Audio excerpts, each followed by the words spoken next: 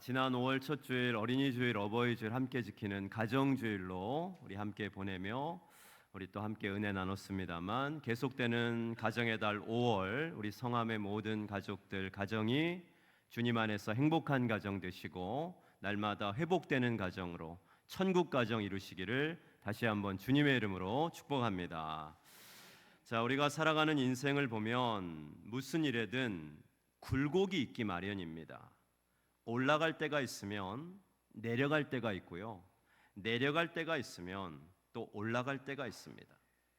가정에도 굴곡이 있고요, 직장과 생업에도 굴곡이 있습니다. 건강도요, 좋을 때가 있으면 나쁠 때가 있죠.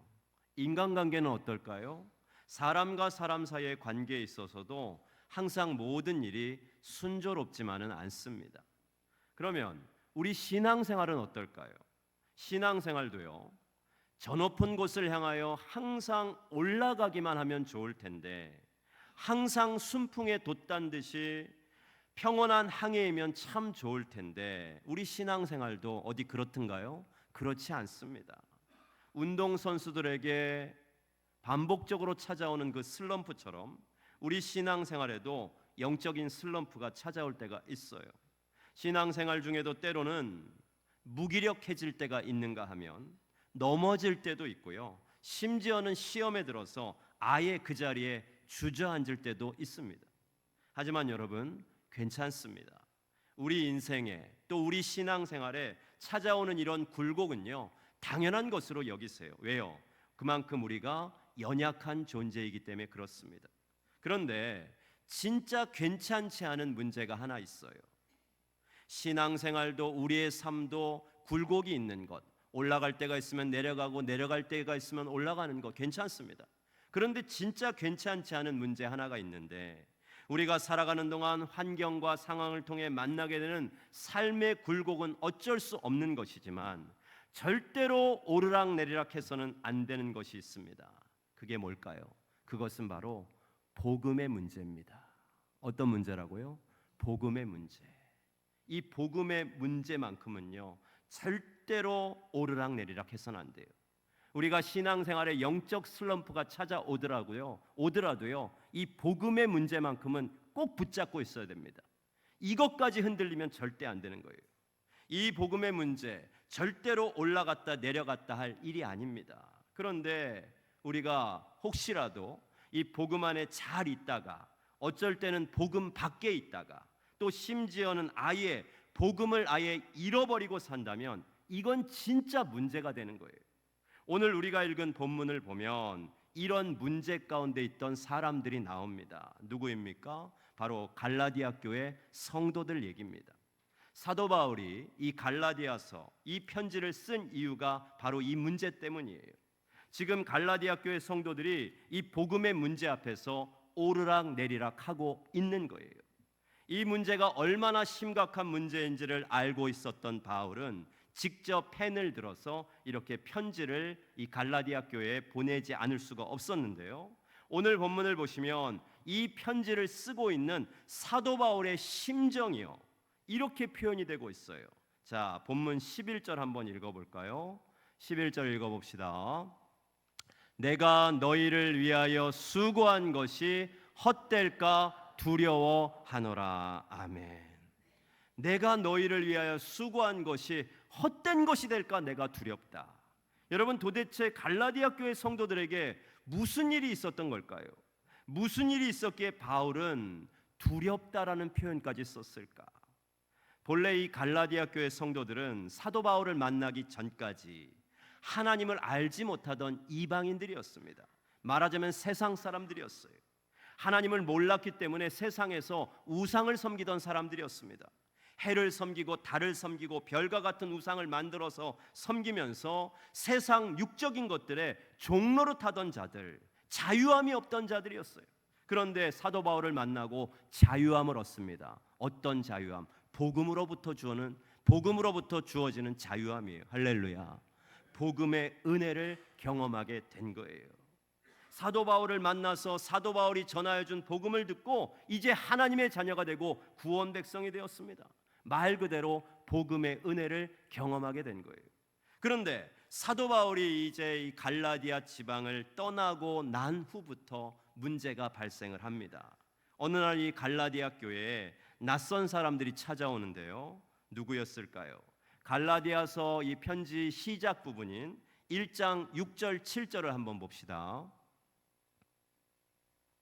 읽어봅시다.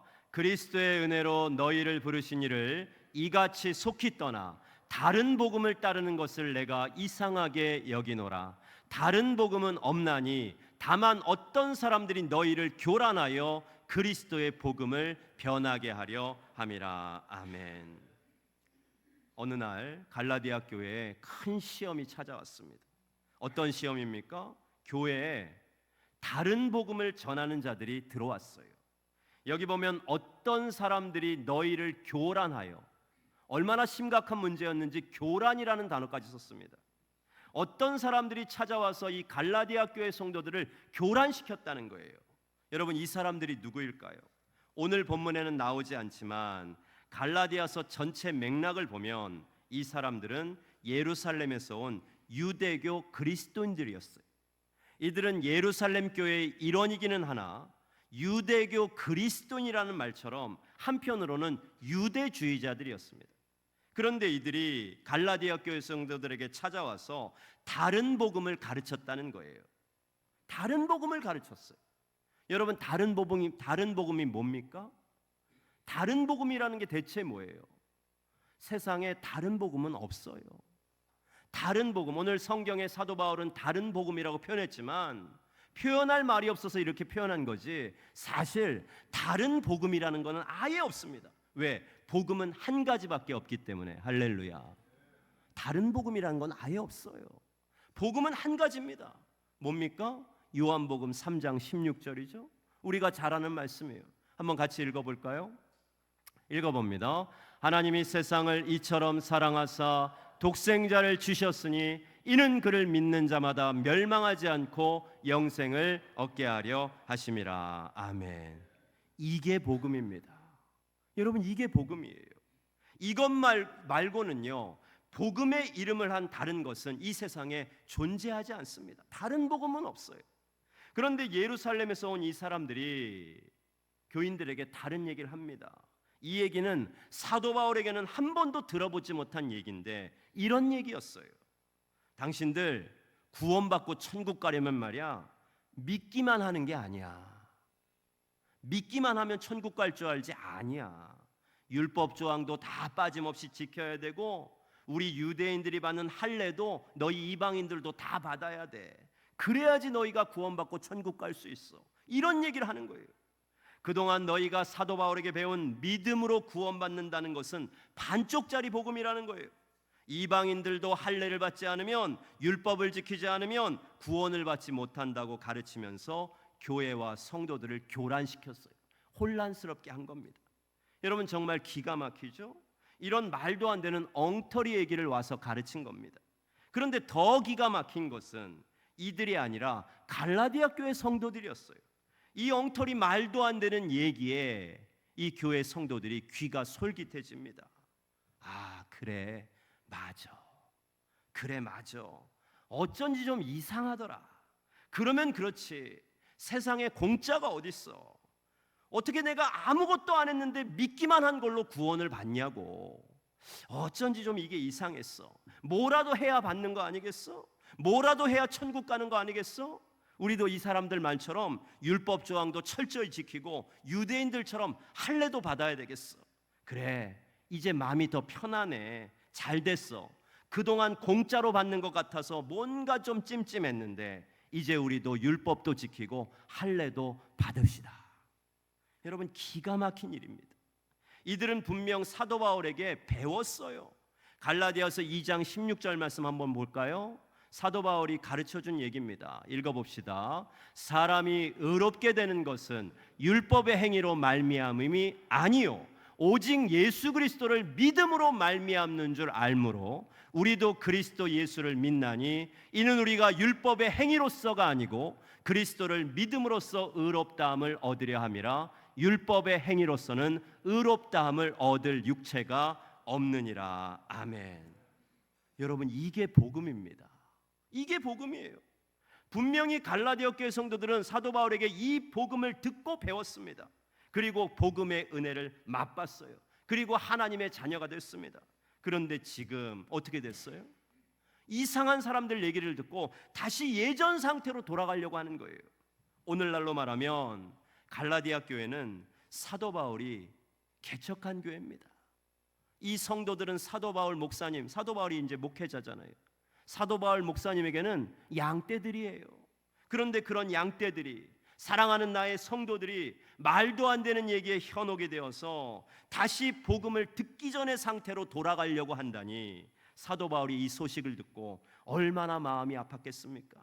아니, 마음이 아픈 정도가 아니라 오늘 11절의 말씀처럼 내가 너희를 위하여 수고한 것이 헛될까 두렵도다. 여러분, 사도 바울의 심정이 10분 이해가 됩니다. 그런데 여러분, 오늘 우리는 바울의 심정만 이해할 것이 아니고요, 우리 예수님의 심정도 오늘 이 시간 헤아릴 수 있어야 됩니다. 오늘 바울의 이 말, 내가 너희를 위하여 수고한 것이 헛될까 두려워하노라, 이 음성을요, 저와 여러분 우리에게 주시는 우리 주님의 음성으로 듣게 되기를 축복합니다. 우리를 죄와 사망 가운데 구원하시려고 주님은 십자가의 수고를 마다하지 않으셨어요. 우리에게 천국과 영생을 주시기 위해서 기꺼이 감당하신 예수 그리스도의 그 십자가 수고가 결코 헛된 것 되지 않도록, 십자가에서 우리를 위해서 흘리신 그 보배로운 피가 결코 헛된 피 흘림이 되지 않도록 언제나 우리 예수 그리스도 이 복음 안에서 절대 흔들리지 말고 온전히 바로 설 수 있는 믿음의 자녀들이 되시기를 주님의 이름으로 간절히 축원합니다. 작은 개척교회를 다니시던 어떤 집사님이 있었답니다. 이 집사님 정말 열심히 신앙생활했어요. 작은 교회, 힘든 개척교회지만 함께 모인 성도들과 모이면 열심히 예배드리고 흩어지면 전도하고 기도하고 찬양하고 열심히 섬겼습니다. 그렇게 열심히 개척교회를 섬기다 보니까 늘 은혜가 충만했어요. 찬양을 불러도 은혜가 충만하고 말씀을 들어도 너무너무 좋았습니다. 늘 눈물이 났습니다. 말 그대로 매일매일이 성령 충만한 신앙생활이었어요. 그런데 그러던 어느 날 이 집사님이 동창회를 한번 나가는데, 항상 이 동창회가 문제의 발단이요. 여고 동창회를 갔는데 오랜만에 만난 친구에게 친구가 다니는 교회 얘기를 듣게 됩니다. 이 친구는 이름만 대면 다 알만한 몇만 명이 모인, 몇천 명도 아니야, 몇만 명이 모이는 큰 교회를 다니고 있었는데, 이 동창회 와가지고 얼마나 자기 교회 자랑을 하는지 아주 귀가 따가울 지경이었어. 자기네 교회는 교인이 어마어마하게 모인다. 찬양을 하는데 오케스트라 반주를 해가지고 그 찬양 감동이 어마어마하다. 우리 목사님 설교는 전국으로 방송이 되는데 기독교 방송만 틀면 우리 목사님이 나온다.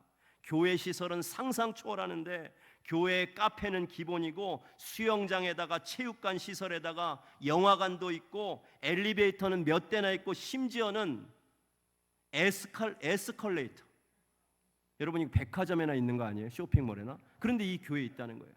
에스컬레이터가 그 로비를 가로질러서 올라가는 거예요.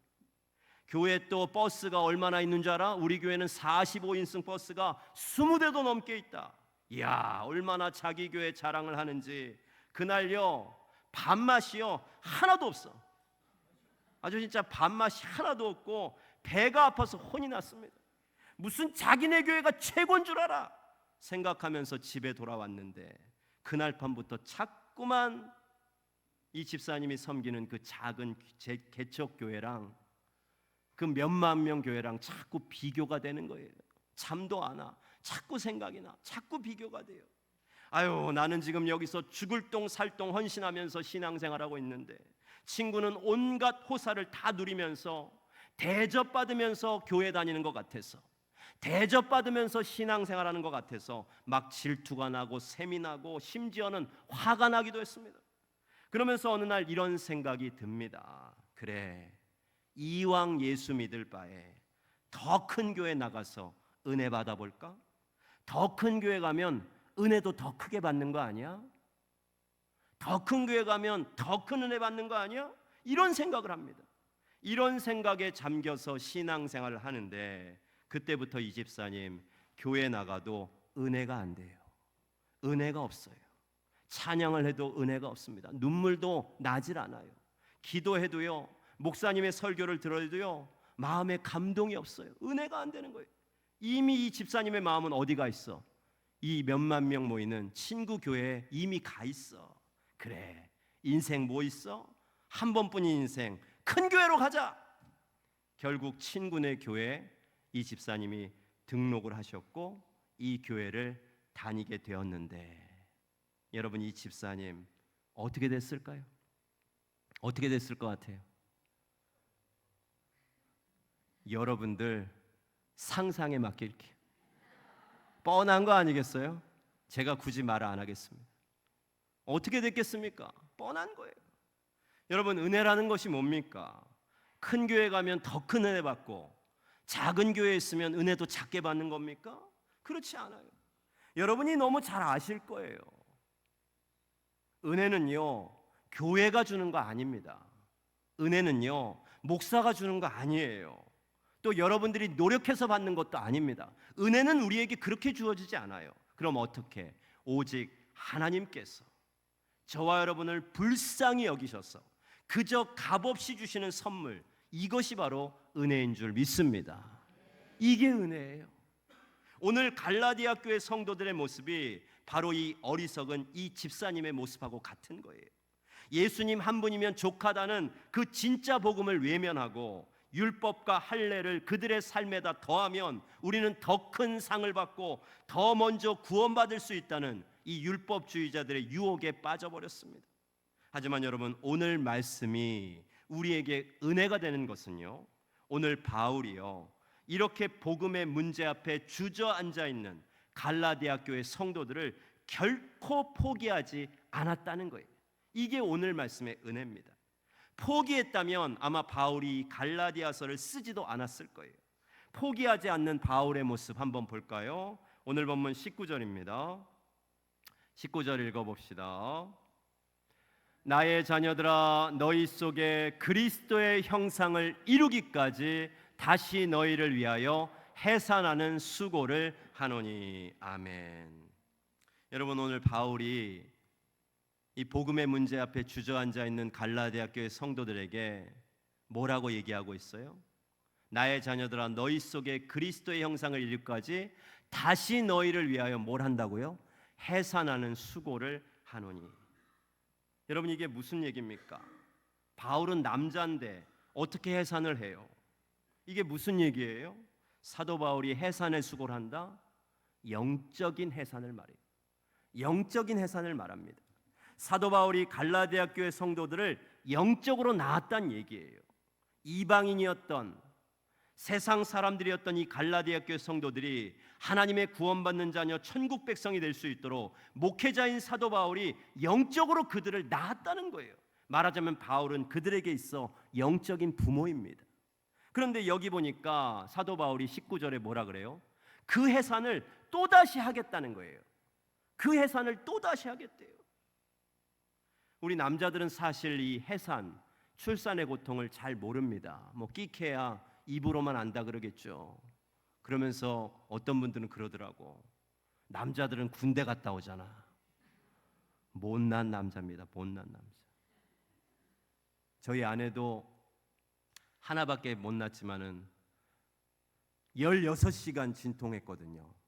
근데 그래도 안 돼가지고 결국 수술을 했는데 그 앞에서 제가 나는 군대 갔다 왔어. 못난 남자입니다. 여러분, 어떻게 그 출산하고 군대를 비교할 수 있어요? 비교하면 안 되는 거예요. 옛 어른들의 말씀이 아이를 낳으려면 땅이 솟고 하늘이 꺼져야 아이가 나온다는 얘기가 있는데, 그만큼 이 해산의 고통은요, 정말 이루 말할 수 없는 고통일 거예요. 그런데 그렇게 힘든 일을요, 오늘 사도 바울이 또다시 하겠다는 거예요. 그렇게 힘든 일을 사도 바울이 또다시 하겠대요. 왜? 19절을 다시 한번 읽어보실래요? 읽어봅시다. 나의 자녀들아, 너희 속에 그리스도의 형상을 이루기까지 다시 너희를 위하여 해산하는 수고를 하노니. 아멘. 그 어려운 일을 또다시 하겠다는 사도 바울, 왜 그렇습니까? 이유는 단 한 가지. 갈라디아 교회 성도들이 그리스도의 형상을 이루기까지, 그리스도의 형상을 이루기까지. 여러분, 이게 무슨 얘기입니까? 제가 오늘 말씀의 제목으로 풀어왔어요. 한번 따라해 보실래요? 내 모습 속에 주님의 모습 이룰 때까지. 자, 한 번 더. 내 모습 속에 주님의 모습 이룰 때까지. 이게 그리스도의 형상을 이루기까지. 여러분, 이룬다는 말이 좀 어렵습니까? 쉬운 말로는 내 모습 속에 주님의 모습이 나올 때까지예요. 내 안에서 주님이 발견이 돼야 돼요. 내 모습 속에서 다른 사람이 나를 보고 예수님을 만날 수 있을 때까지, 내 삶 속에 주님이 나올 수 있을 때까지. 이게 바로 그리스도의 형상을 이루기까지. 바울은 분명 이들을 위해서 해산의 수고를 했습니다. 맨 처음 갈라디아 지방에 복음을 전하면서 해산하는 수고를 했어요. 그만큼 복음 전한 일이 쉽지 않다는 거예요. 그런데 바울은 이제 또다시 한 번 더 이들을 위해 해산하는 수고를 하겠대요. 왜? 그들이 태어나기는 했는데 아직 자라지를 못하고 있는 거예요.